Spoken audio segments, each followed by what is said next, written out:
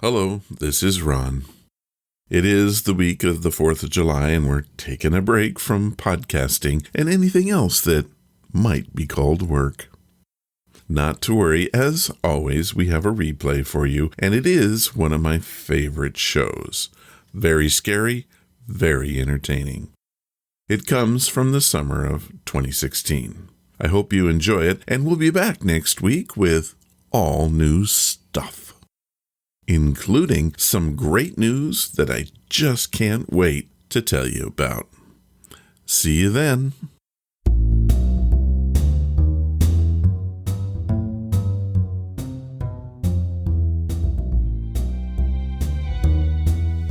Hello and welcome to the podcast. This is Ron's Amazing Stories, where we play tales to take you away from today. Now, today is a red letter day in more ways than one. Jim Harold, podcast mogul and friend to Ron's Amazing Stories, is here to talk to us about his brand new book. What is it? I just can't wait to tell you. Also, we will share a tale that is consistently cited as one of the most terrifying programs broadcast during radio's golden age. Folks, this one ain't no joke. So, let's get this started with... What's that, you say? What do I have to say today? Coloring book. Jim Harold. No, these two things don't go together. Or do they? Here is Jim Harold to tell us all about it. Welcome, Jim. Hey, great to be here. I actually, those two phrases, Jim Harold and coloring book, are something up until about 2 months ago I would have never have put together. I can't draw a stick man. Well, you know what? I don't know if you knew this or not. I've ordered your coloring book. I had hoped that I wanted it. I wished it, but it didn't come today. Oh, well. It's coming tomorrow, though, along with brand new pencils. Excellent. Well, thank you very much for that. Well, what happened was, like you, I'm not only a podcaster, but I'm a podcast fan. And I was listening to a podcast that was talking about different trends in publishing. And they were talking about how popular adult coloring books were. And about a year ago, we turned on the television and one of our friends, family friends, was on TV talking about adult coloring books. Now, again, I'm not the most artistic guy, so I didn't quite understand it, but I realized this is a huge thing. And I got to thinking about it, and I said, if folks don't know me, I'm the host of a show called Campfire, and I have a series of books that are based on true stories of the supernatural, primarily ghost stories, but we get into UFOs and some different things. And I thought, that would be a great subject for a coloring book. I think I'm going to do it. And that was cool. The only problem was I figured in my mind, I'm like, wait, I can't draw a stick man. But luckily, I know a great artist. I know a few great artists, but one who happens to live on the other side of town in the Cleveland area. And we were acquaintances, and I reached out, and he agreed to partner with me on it. And lo and behold, about a month and a half later, we had the True Ghost Story adult coloring book. Wow, and it's available. And a half? Yeah, about a month and a half. He works fast. And I kind of curated it and gave him the guidance and the ideas that I wanted him to pursue, the stories I wanted to pursue. And I gave a little bit of input, but 90% of the creativity you see there is his. And then we put a key in the back that shows each image, a little thumbnail, and which podcast episode it refers back to. And so far it's been well received. We've got universally 5-star reviews. I think there are about 21 reviews up on Amazon right now. Not a ton, but each one of them, as of today, August 9th, as we record this, are all 5 stars. And I think that says something. And I think it's really going to go into its own when we come into the Halloween season here, because I think it's a great gift. I think it is too. And I tell you, like I said, I've ordered the thing and I'm looking forward to seeing it. But I have seen a couple of the images, and the ones that I've seen now, I've only seen one actually colored, but so they're just black and white at this point. But even with that, I can see the images from the show, because I'm a longtime fan, as you know, and I love listening to Campfire. The images that you can see, I can remember what episode they came from.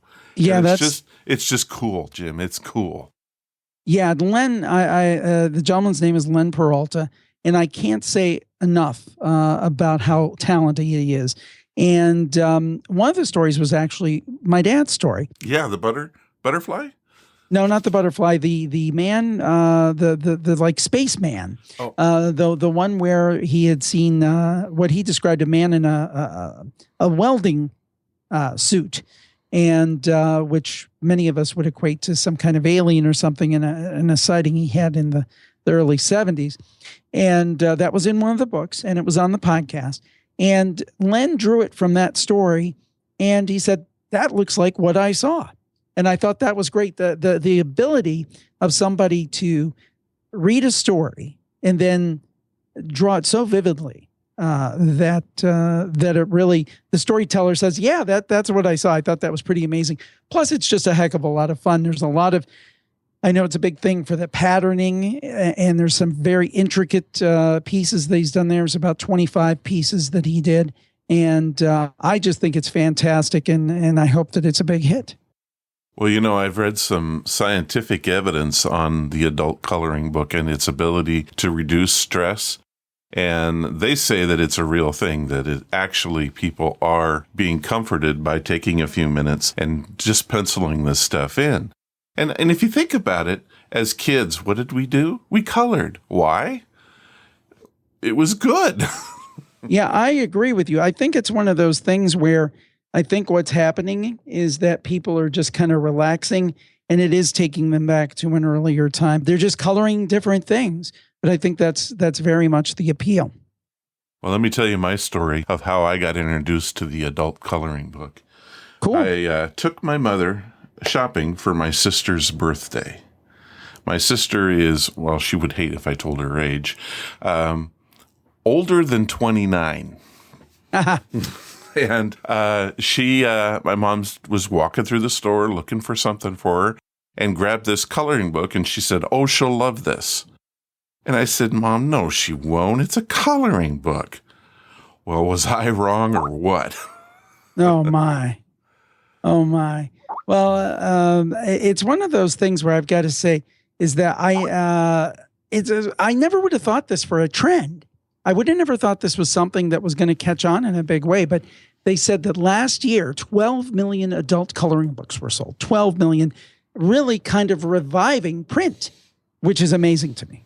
Well, Jim, tell us how we can get this coloring book. Well, all you have to do is go over to jimharoldbooks.com, jimharoldbooks.com, and basically what you'll have there are all of my books, including the direct links in both the Amazon.com store and the Amazon.co.uk store for the True Ghost Story adult coloring book, inspired by the campfire. Well, I'm excited about it. I wish I had it in my hands right now, but I know it's coming tomorrow. Amazon has promised me, and I'm looking forward to seeing it. Well, we trust in Amazon. We've got a story today, and I think it's high time that we get going on the story. Hey, anytime you invite me here to listen to some great old-time radio, particularly this show tonight, which is a classic, well, you're not going to get any argument with me. Can you hang around so that we can talk about it afterwards? Absolutely. I'll be here.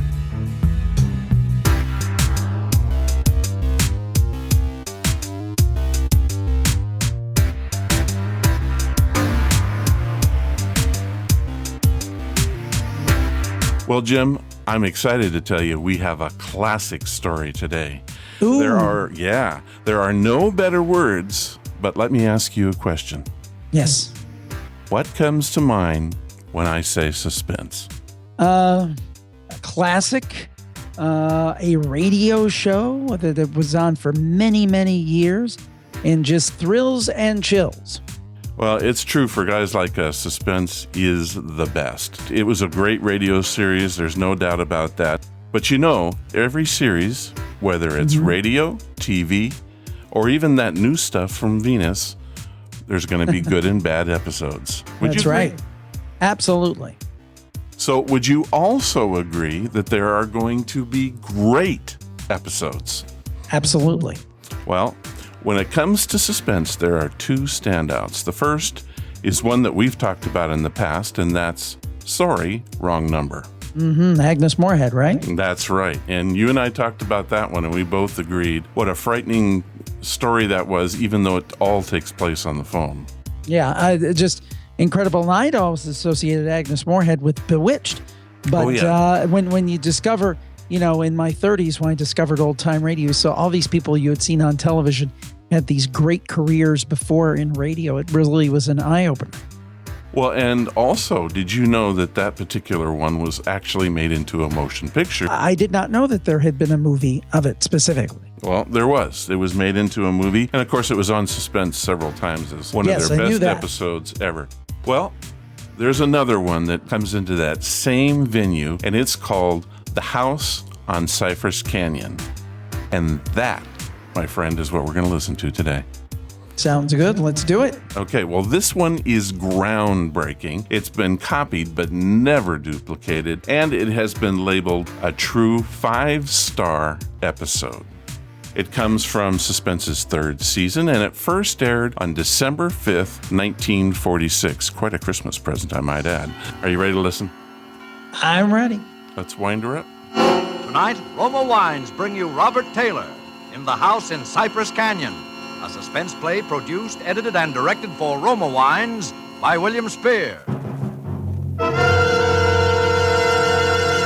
Suspense, radio's outstanding theater of thrills, is presented for your enjoyment by Roma Wines. That's R-O-M-A, Roma Wines. Those better-tasting California wines enjoyed by more Americans than any other wine. For friendly entertaining, for delightful dining. Yes, right now, a glassful would be very pleasant, as Roma Wines bring you Robert Taylor, star of Metro-Goldwyn-Mayer's Undercurrent, in a remarkable tale of suspense.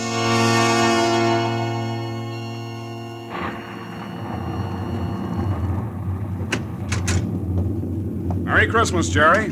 How's the real estate business? Kind of early with your greeting, aren't you, Sam? Well, I got to get them in sometime. I may not see you again until next Christmas. If this real estate racket gets any crazy, I'll be dead by next Christmas. I'm glad you could get up here, though, Sam. What's on your mind, Jerry?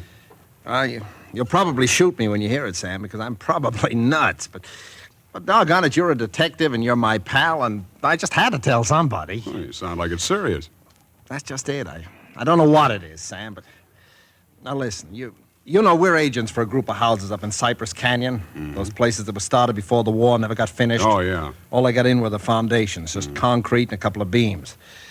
Well, they've been finished now. In fact, I'm putting up the for rent on the last of them today. Well, what do you want? Police protection from the mob? Listen, Sam, this house that I'm talking about, it's got a number now, 2256. But before, when the men went back to work on it about 3 months ago, well, they just started when the foreman on the job brought me a shoebox that he'd found up on a beam. And this box had a manuscript in it, a story, kind of, all written out. Yeah. Well, he gave me the thing. I read it. I didn't think much about it. I put it in my desk. But the other day, and I happened to drive by there, I saw the number on the house and what the house looked like. I thought of this manuscript. And, well, I don't like it, that's all. There's something funny about it. What's funny about it? Well, mind you, this thing was found in an unfinished house in Cypress Canyon. House that was only just started building. All right. Well, listen, Sam, I want to read it to you if you got the time, and you'll see what I mean. All right, shoot. Well, here's how it begins. To whom it may concern, my reasons for setting down on paper what follows here will be abundantly clear to anyone into whose possession it may fall. First, let me say that I'm a very ordinary person. My name is James A. Woods. I'm 35 years old. By profession, a chemical engineer. My wife, Ellen, was a school teacher when I met and married her in Indiana 7 years ago. There's nothing in the past life of either one of us to suggest remotely any cause or reason for the dreadful thing that has invaded our lives. Our married life has been in no way different from that of millions of other average, reasonably happy, and congenial families. 3 months ago, I was ordered by my firm to take charge of a rather minor project in Los Angeles, Hollywood to be exact. The order was a sudden one. There'd been no time to secure accommodations, and conditions being what they are, the inevitable result was that until day before yesterday, we'd been living in the cramped quarters of one of those characteristic California motels. Needless to say, most of our spare time had been devoted to a search for something more permanent and comfortable, but the fruits of these efforts had been, financially and in every other way, a geometrical progression of discouragement. Until last Saturday afternoon, only 4 days before Christmas. We were driving into town on our way to a movie when Ellen saw it. Jim, look. What? That sign in front of that real estate office. Oh, yeah. But yeah. don't you see what it says? For rent, furnished, 2-bedroom house, close in, immediate occupancy. Yeah, uh-huh. Aren't you going to stop? Oh, Ellen, you know what a sign like that. It'd mean right out in plain sight in front of a real estate office. Oh, yeah, but Jim... Either they want $600 a month... We'll never know until we ask. And if it's any good at all, there are probably 50 people fighting for it right back there now. Well, honey, there's no harm in trying. Now, is there? You really want to go back? Oh, it's probably foolish, but what can we lose? Okay. Oh, darling, come on, cheer up. How do you know? Maybe our luck's changed. Maybe fate's going to give us a nice new house for a Christmas present.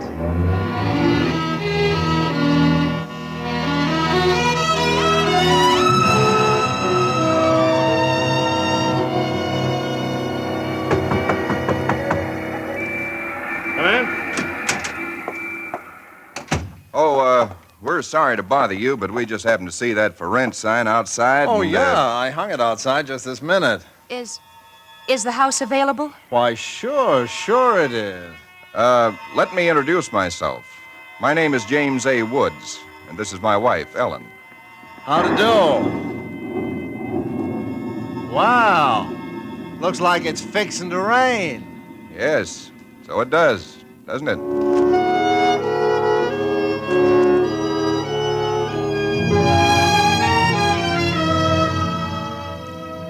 Well, it was one of those things. The real estate agent had just been authorized to rent the place by mail that morning, and he'd hardly had time to look at it himself and put up his sign when we drove up.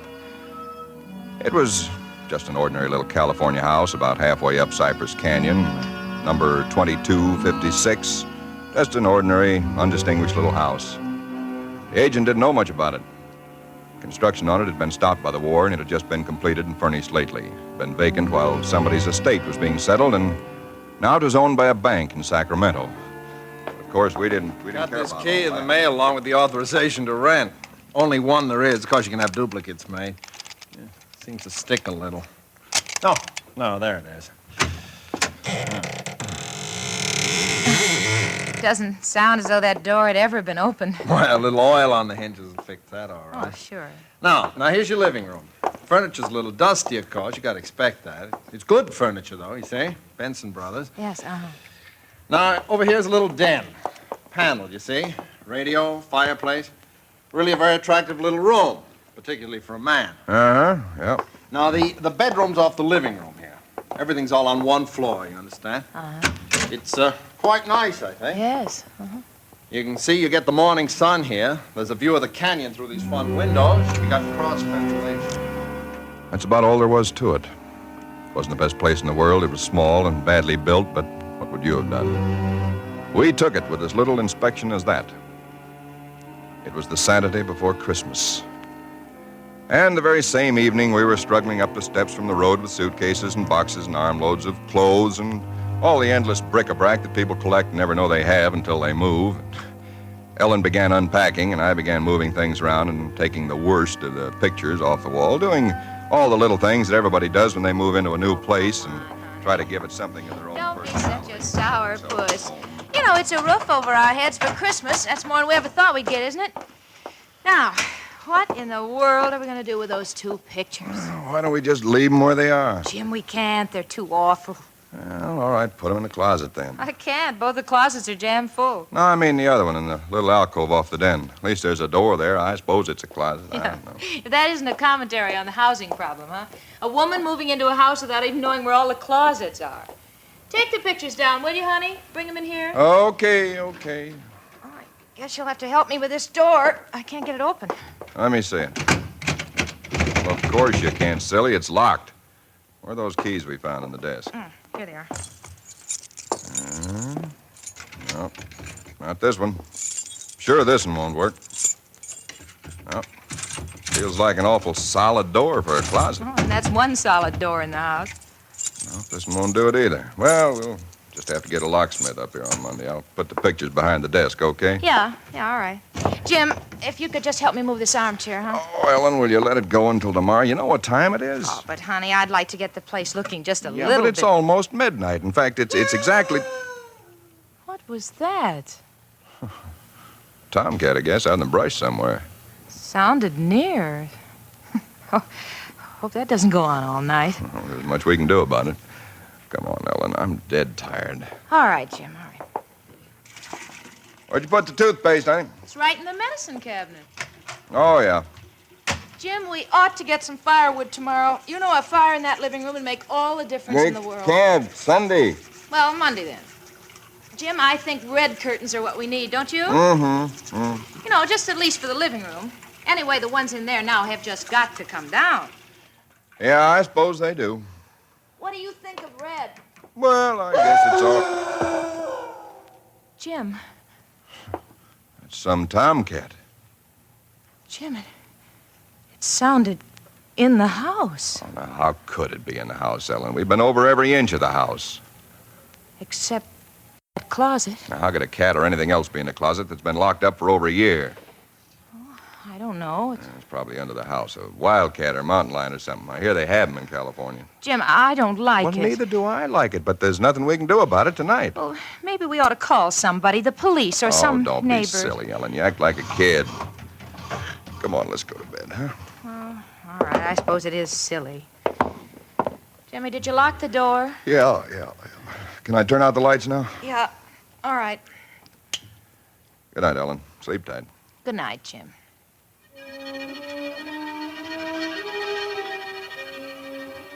I don't know what time it was, perhaps an hour, perhaps only a half hour later. My mind was in that hazy borderland between sleep and a dream that's still part of consciousness. Then I was awake. Ellen, are you all right? Yes. Did you have a nightmare or something? No. I heard it, too. Well, that didn't sound like any cat. Put on the light. Yeah. It seemed to be out there, Jim, in the house somewhere. I'm going to look into this. Jim, you be careful. Come on. Where's my shotgun? In the den, I think. Jim. What?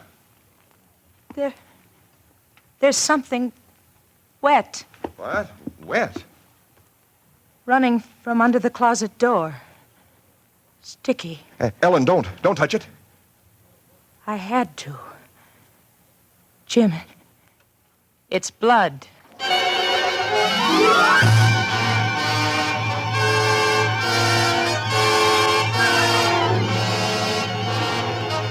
For Suspense, Roma Wines are bringing you Robert Taylor in The House in Cypress Canyon.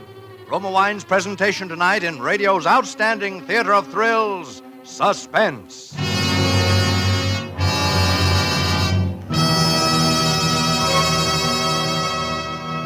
Between the acts of Suspense, this is Ken Niles for Roma Wines. These days before Christmas are busy ones indeed, yet smart hostesses everywhere find time for shopping and distinguished home entertaining later. The secret? Magnificent Grand Estate wines. Presented by Roma, America's greatest vintner, Grand Estate wines add distinction to your hospitality on a moment's notice. Make your holiday welcome, effortless, and in perfect taste. The brilliant clarity, full fragrance, and mellow taste of Grand Estate wines please discriminating people everywhere. For Grand Estate wines, limited bottlings by Roma, are born of choicest grapes, then patiently guided to superb taste richness by Roma vintner skill, necessary time, and America's finest winemaking resources. Delight your guests with Grand Estate California wines for entertaining, medium sherry, ruby port, or golden muscatel. For dining, Burgundy or Sauterne. So insist on Grand Estate wines and enjoy the crowning achievement of vintner skill. And now, Roma Wines bring back to our Hollywood soundstage Robert Taylor as James A. Woods, with Kathy Lewis as his wife Ellen, in The House in Cypress Canyon. A tale well calculated to keep you in suspense.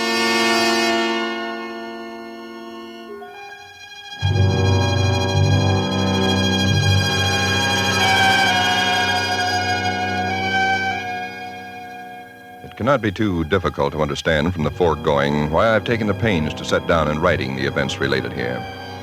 To find in one's newly rented house a closet which cannot be opened is in itself certainly no great cause for alarm.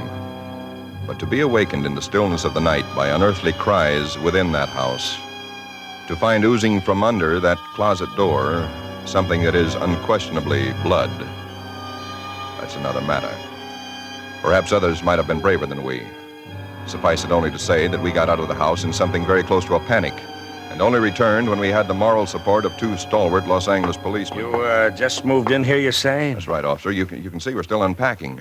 And the place has been empty right along before that? Yeah, I don't know much about that part of it. You could check all that with the real estate agent, though. Well, where is this closet? Oh, it's right in here, officer. And the blood is... Where? Where's the blood? Jim? Officer, I swear to you, there was blood on the floor less than an hour ago. I saw it. Uh-huh. It was running out from under that door. We heard that noise, and we got up, and then we saw it. The door was locked. Locked, huh?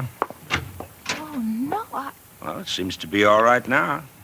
Hey, you folks aren't trying to be funny, are you? Isn't there anything in it? No, ma'am, there is not. Look, officer, we're reputable people. You can call my firm. They'll tell you all about me. There's nothing wrong with this closet. Walls are solid. No trapdoors. If you think I'm lying... I didn't say that, mister. Oh, you probably did hear some sort of a noise, and you got a little panicky, and... What about the blood?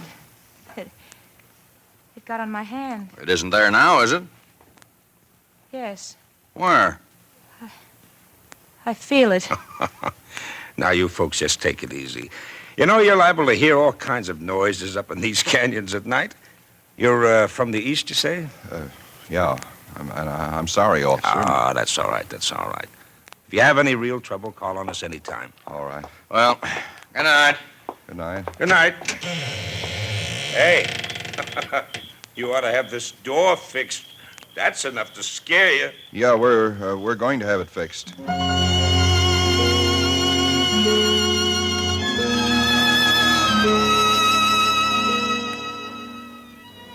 We didn't say much about it after that. There wasn't much that could be said.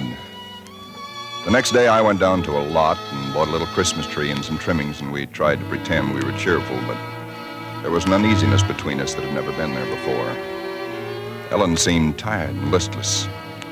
Several times during the day, I noticed her washing her hands with a brush, scrubbing the one that had touched the blood.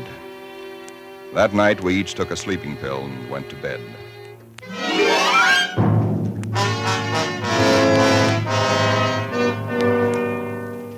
It was sometime after midnight when I was suddenly wide awake and staring into the darkness. In some way, I knew at once and instinctively what had awakened me. Ellen was not in her bed nor in the room. The nameless thing I feared gripped at my heart until I could scarcely breathe. I opened the bedroom door and started through the house, putting on every light that I could find. There was not much to search, but I searched thoroughly. The living room, the kitchen, bathroom, den, even the garage. And all the time, the dread of looking where I knew at last I must look. For I think I knew from the very first time where I'd find her. It must have been a full minute that I stood before that closet door. Then, I opened it. She stood there rigid, her arms at her sides, the fingers extended like claws. Her hair was over her face, her eyes stared out of it. Her lips were drawn back in a grin like an animal at bay. For a moment, I was frozen with the horror of it. I stretched out my hand. Very deliberately, she turned her head and sunk her teeth until they met into the flesh of my forearm. I'd raised my hand to strike at her, but already she'd relaxed her hold and gone utterly limp. She would have fallen unless I'd caught her. I carried her into the bedroom and laid her on the bed. Strangely, at that moment, my only thought was how I might revive her. Until I saw that it was not a faint, but a sleep that she'd fallen into. Sleep as deep and heavy as though she'd been drugged. And so I left her. But for me, that night, there was no sleep.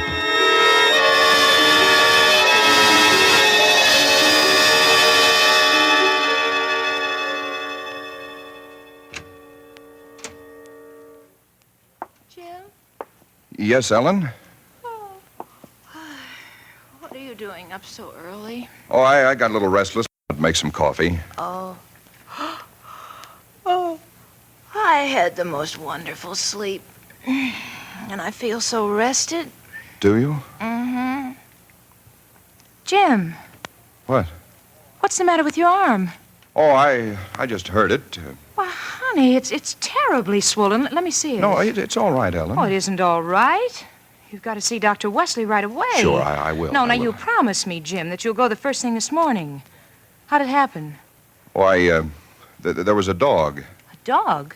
Yeah, I heard him trying to chew through the screen door. I went out to chase him away, and he bit me. Well, you mean there's all that racket and I didn't even wake up? No, Ellen, you didn't even wake up.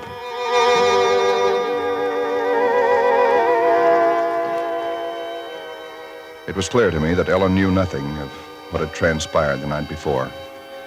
I went to my office that morning and made a pretense of going over routine business, if only to restore my mind to some semblance of calm by the sight and sound of common, familiar things. Pain in my arm had become a persistent, dull throbbing. I made a late appointment with Dr. Wesley. He treated my arm with something of an arched eyebrow, and he said, "Well, I've never seen anything quite like it before. That is such a rapid onset of infection."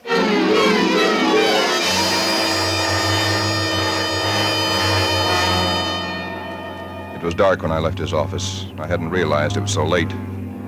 Driving home, my car seemed sluggish until I saw the needle on the dashboard and realized that I was pushing it to the utmost of its speed. That I was racing home to prevent something before it was too late, before the darkness had conspired against me. For somehow I already knew with certainty that it was the darkness and the night that I had to fear. The curves of the canyon seemed endless. And then the cold fear leaped up inside me. My house, too, was dark. I went slowly up the stone steps from the road, looking, praying for some sign of light or light. There was none. The house was empty. Ellen was gone.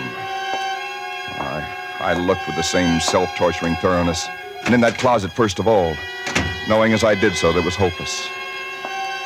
And so, alone in that empty house, I waited, powerless and helpless now, deadened in thought and will, empty as the house itself, save only for the overwhelming sense of a terrible foreboding.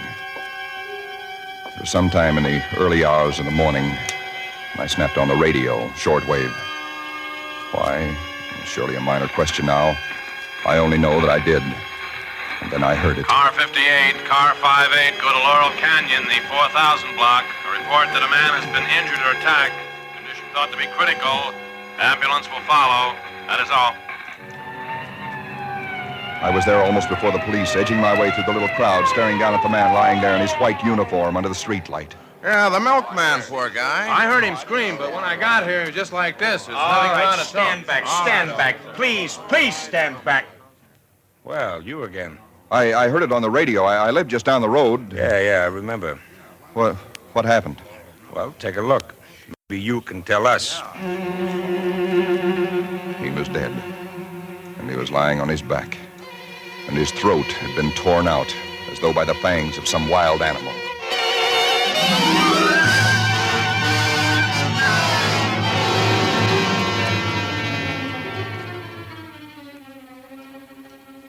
It is now Christmas Eve, or rather Christmas morning, for it's a little after midnight. I've been waiting here in the stillness of this empty house for nearly 24 hours, waiting for the end. Already once tonight I've heard that dreadful wailing cry somewhere in the hills. I've nailed up the closet door, but that I know is childish and useless. My arm is horribly swollen and turning black, but that's nothing. It's another end that I foresee, as surely as other men foresee the rising of the sun. I hear the cry again. It's nearer now. I shall leave these notes in a sealed envelope and put it in a shoebox, in the hope that someone will give credence to these dark and terrible events, if indeed such nameless horrors can ever yield to mortal understanding. As for myself, I feel no longer any fear or even sorrow. Only a desire that the end and the thing that I must do may come soon. And it will be soon, I know. Yes. For there is someone at the door.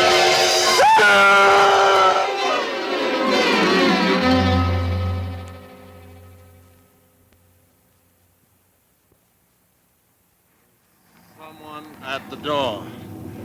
Ah, what do you make of it, Sam? It's quite a yarn. But what of it? That's what I thought. Now, listen, that's not quite all of it. Clip to it's a newspaper clipping. Listen. Hollywood, December the 26th. Police reported what was apparently a case of murder and suicide in Cypress Canyon sometime in the early hours of the morning. The victims were James A. Woods, a chemical engineer, and his wife, Ellen. Preliminary investigation indicates that Mrs. Woods was killed by the blast of a shotgun in the hands of her husband, who then turned the weapon upon himself. That she fought desperately for her life, however, was evidenced by the disorder of the room and the severe lacerations inflicted upon her husband about the neck and arms. This is the second tragedy to be reported in Cypress Canyon within 24 hours, the other being the unexplained death of Frank Polanski, a milkman. Well, no such murders or whatever they were ever occurred, if that's what's worrying you. The clipping, well, you have those things printed up, you know. No, it's not that, Sam. That story was found in an unfinished house in Cypress Canyon. No number, no nothing, just a framework. Uh-huh. Now that house is finished. When I drove by it today, but that's what stopped me, Sam, because it all fits. Now that it's finished, it is the house in the story, the same construction, the same vines and creepers on the lawn, even the same number. So what, a guy who knows roughly what this house is going to be like writes a yarn and loses it or something? Did he know the place was going to be listed for rental today, the Saturday before Christmas? Oh, Jerry, coincidence. Two bits you find the guy next door is a ghost story writer or something, and he's been wondering for a year what happened to that thing he wrote. Okay, coincidence.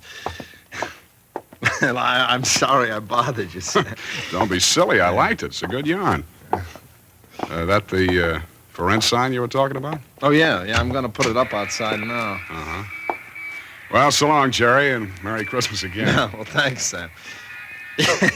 I guess I was kind of silly, all right. Huh? Listen, when a guy named, whatever it is, Woods, with a wife named Ellen comes in to rent that place from you, then you can start worrying. Yeah. Well, so long, Sam. So long, Jerry. Come in. Oh, we're sorry to bother you, but we just happened to see that for rent sign outside. Well, yeah, I hung it out just this minute. Is the house available? Oh, sure it is. Let me introduce myself. My name is James A. Woods, and this is my wife, Ellen. How do? Well, looks like it's fixing to... Yes, it does, doesn't it?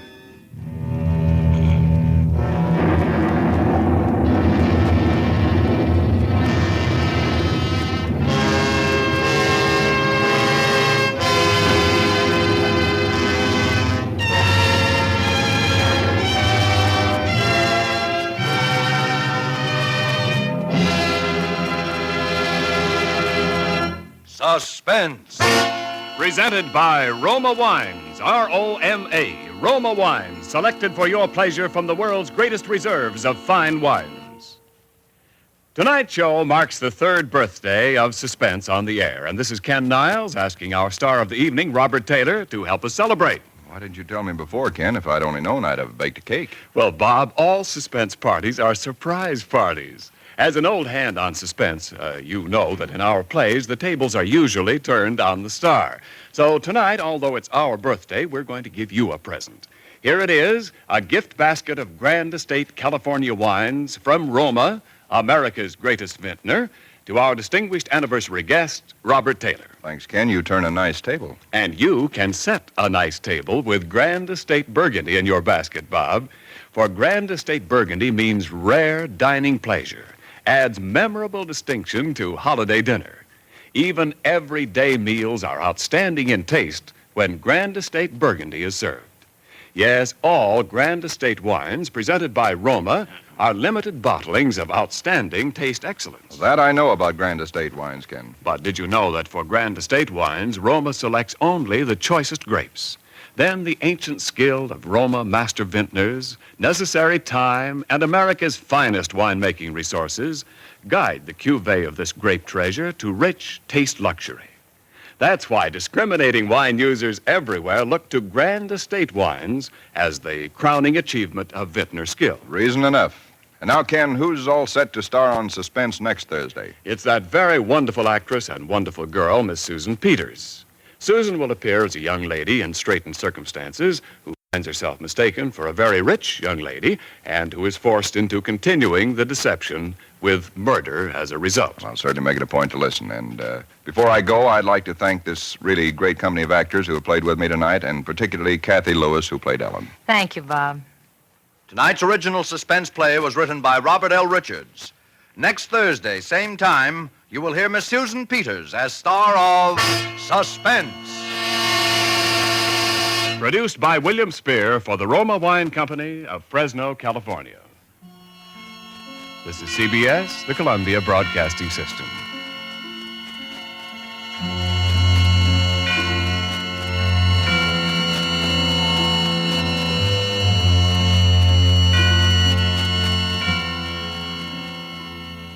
All right, Jim. What did you think of that one? Be honest now. Were you scared at any point? Well, it's more, these are the kind of stories I like, these kind of paradoxical stories, kind of the mind benders. And in years hence, you would have things like The Twilight Zone with kind of the twist at the end, kind of the O. Henry twist. And I love that about this. You've got that twist at the end where you've got kind of that almost time loop repetition thing going on. And that's what appeals to me. It's kind of like, and I don't think I'm spoiling for anybody, if you think of the classic movie, the original Planet of the Apes with Charlton Heston, and the ending that was written for that by Rod Serling. I love the ones with that little twist at the end, and this certainly had that. The House on Cypress Canyon is just an absolute classic. It was written by Robert L. Richards and was, of course, directed by William Spier, who did all of their episodes. And this one is cited as one of the most terrifying programs broadcast during the golden age of radio. How about that? Well, I would believe it. I mean, I would believe it. And the thing is that, and we talked a little bit before we started recording about this, Robert Taylor was on this, and Robert Taylor was a big movie star. And that's what you have to remember, folks. Old time radio at that time, it was new time radio. It was present day radio. I mean, they could pull big stars. I believe Suspense had Cary Grant on there, I believe, before. Any number of big names. I know I think maybe James Stewart had done an episode before. So they weren't just getting kind of like B actors to fill these roles. I'm sure there were some people like that who did some of the secondary roles. They got some of the biggest of the big names, and Robert Taylor, maybe not as much remembered these days, but in that day, he was a big deal. And he brought an air of authenticity to this thing that just made it all jive.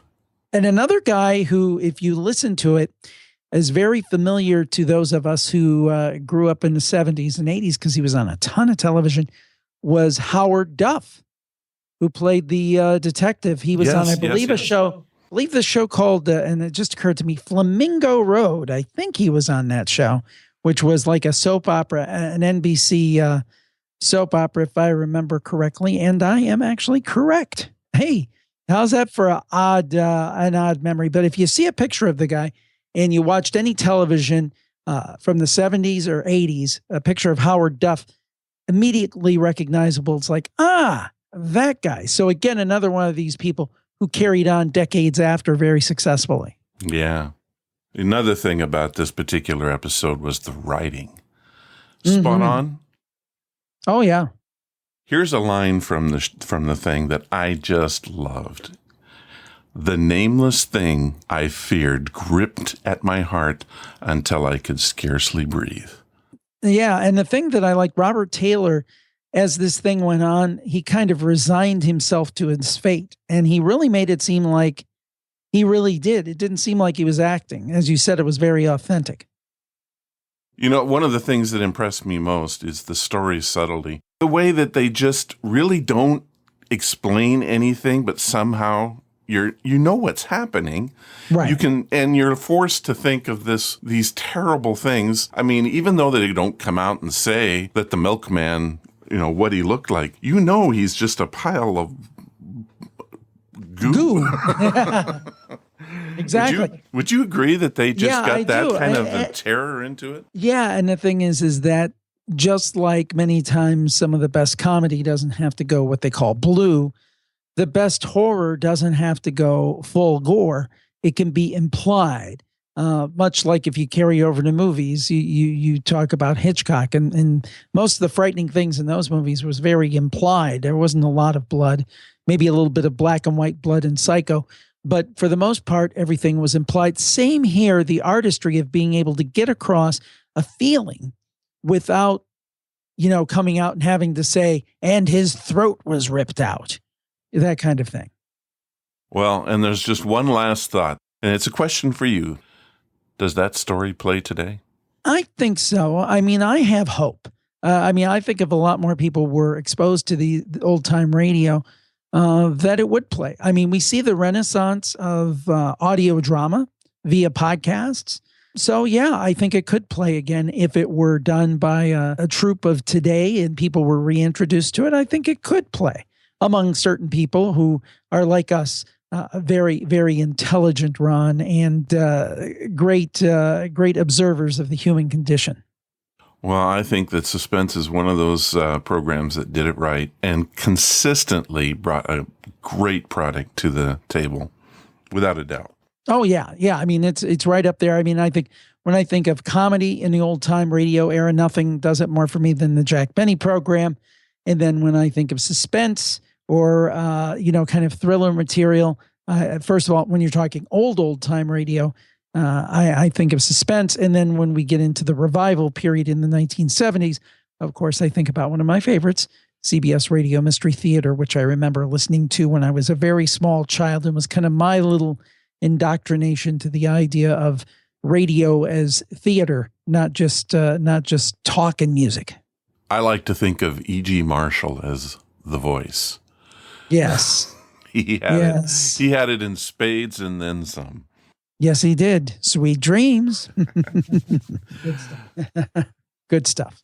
Yeah, it is. Well, Jim, I think that it's been a pleasure to have you on the show. I know that it's been a pleasure to have you on the show. Well, I know, and I have to say to everybody out there, Ron has been a trooper. We had a little scheduling snafu that was entirely my fault, so I take full responsibility, and he's been great rolling with the flow here, and I appreciate it.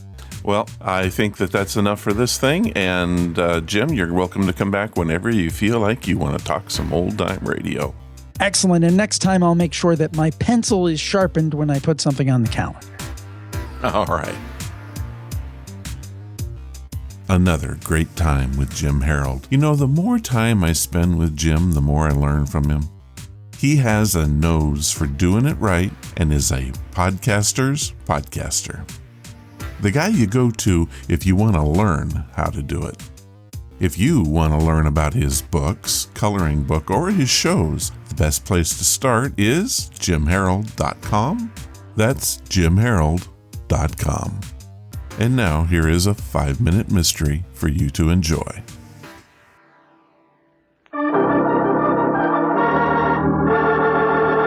Another 5-minute mystery.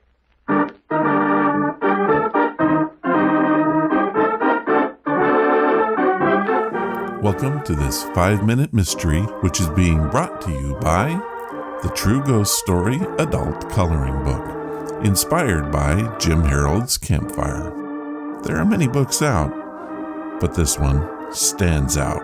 Order yours today directly from Amazon. You won't be disappointed. Well, Alice, one more block and you'll behold the Brooks household. 2 whole years, Jim. It just doesn't seem possible it's been so long. You and Dorothy married and with a place of your own. That's true, all right. Only too bad you haven't taken advantage of the old Brooks hospitality sooner. Well, I'm here now, and I intend having a perfectly wonderful time. Here we are. Oh, what a Darling, play, sisters. Dorothy's probably on needles and pins waiting for me to get you here. Darling, it's Jim. Here's Alice. Jim, look. What? Where? There on the living room floor. It's Dorothy. Dead.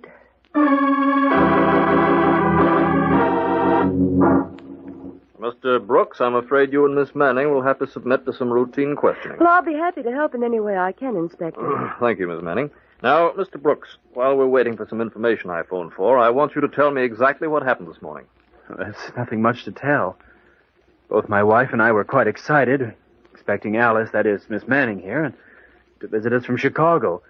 I was to wait until she called me at the office. And you were there all morning? Yes, until Miss Manning's train arrived and we came out here. Well, I had written Mrs. Brooks, Inspector, telling her that I'd call Jim at the office as soon as I arrived. The train was an hour later. We could have been here early and maybe have prevented this. Well, that remains to be seen. Apparently, Mrs. Brooks was sitting here in this chair putting red polish on her fingernails when she was shot from behind. The polish is spilled all over the carpet, and she was still holding the tiny brush in her hand. She must have recognized her attacker, and since she did not die instantly, she printed these 3 initials here on the floor with the polish. D.O.C. D.O.C.? I wish we could tell whose initial she was trying to reveal. You're sure you don't know anyone whose name would fit that? Well, positive, I can't... Why, that... Yes, Miss Manning? Can you think of somebody with the initials? Well, D.O.C. spells Doc, and it's Mr. Brooks's nickname. Well, it can't be. Yes, Mr. Brooks? I haven't been called Doc for over 2 years. It was a nickname I picked up in school. My wife didn't like the name and never used it. Nobody in New York even knows me by the Doc. You've got to believe me, Inspector. It's the truth. Well, that we'll see. Just a minute. Hello. Yes, Grady? Yes? I see. Well, it's sewed up anyway. Thanks. Well, you both will be happy to know our little murder is solved. Oh, then it wasn't Doc after all. No, Miss Manning, it wasn't Doc. I'm arresting you, Miss Manning, for the murder of Dorothy Brooks. Why did the inspector arrest Miss Manning for the murder of Mrs. Brooks? In a moment, we'll hear, but first...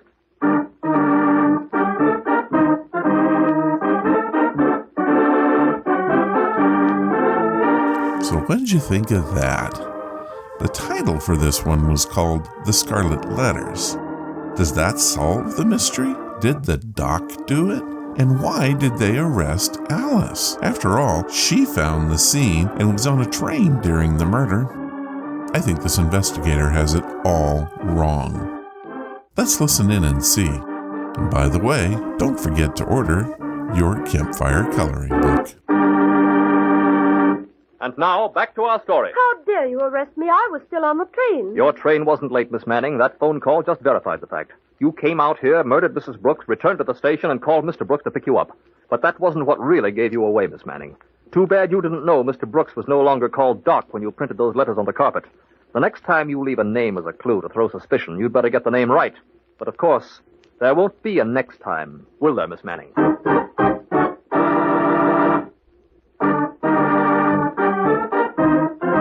Wow, I thought for sure. Oh well, this 5-minute mystery was brought to you by The True Ghost Story Adult Coloring Book, inspired by Jim Harold's Campfire. There are many books out, but this one stands out. Order yours today directly from Amazon. You won't be disappointed.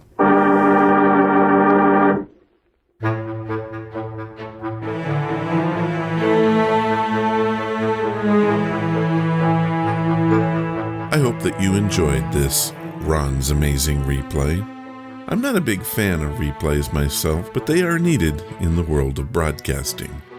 One thing that you can count on is that we always replay the best at the RAS. See you next week with all new stuff. If you want to keep up with what's happening on Ron's Amazing Stories, please follow us on Twitter, Facebook, or sign up for the weekly newsletter. All the links you'll need and access to the blog can be found at ronsamazingstories.com. Thank you for listening, and I hope you come again to find out what are Ron's Amazing Stories.